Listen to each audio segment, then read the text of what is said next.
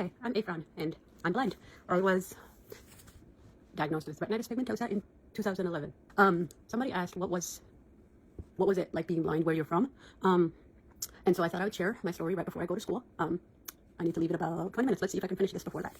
I am from the Middle East, came to the United States as a refugee in 2009, went to school in elementary before I lost a significant part of my vision, where they could not accommodate because refugee.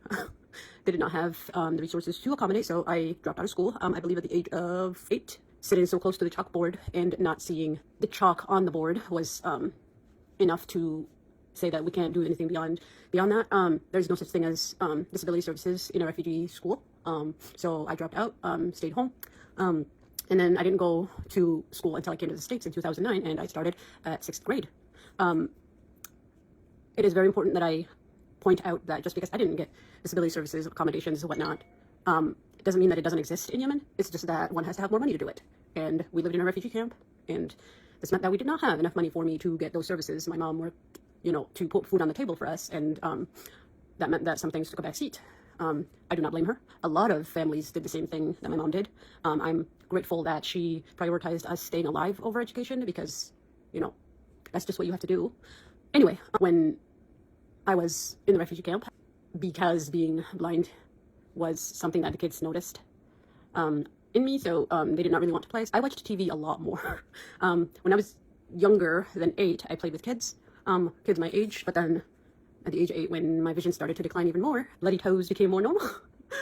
Because there were a lot of rocks in the environment and I didn't see them. Kids didn't want to play with, so I watched TV. That's how I coped with being a blind child. And then when I came to the States in New York, that's where we got settled, I started at 6th grade. I got a paraprofessional, which is somebody that helps you with, they bridge the gap. They're at least supposed to. But the person I got refused to believe that I was blind because, hey, if you can see X, then you can see Y, therefore you're faking. So I'm sure that my fellow blind people out there can identify with, sighted people thinking that just because they can see one thing, that they can see everything else.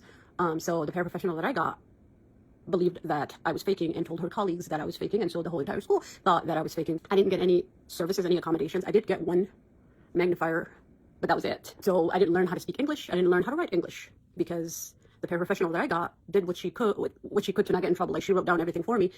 She did not help. And then I came to Minnesota and my blindness was acknowledged. I got diagnosed at the Mayo Clinic. I got the accommodations that I needed, and I learned how to speak English, how to read English, how to write English. It was awesome. I learned how to use the computer. I went to the blind school. I learned how to read Braille. I learned how to use my cane, and now I have a wonderful guide dog. My cane has given me 15 beautiful years. I still use it sometimes, but I am a guide dog handler through and through. As long as my body will let me, as long as the school I got him from, which is Guide Dogs for the Blind, as long as they'll let me, I will have a guide dog. So that is my journey to here. I believe that when we get the accommodations that we need, we are destined for great things when education is made available to us. Because education was made available to me, I was able to finish high school. I have an associate's degree. I am set to get my bachelor's degree next spring.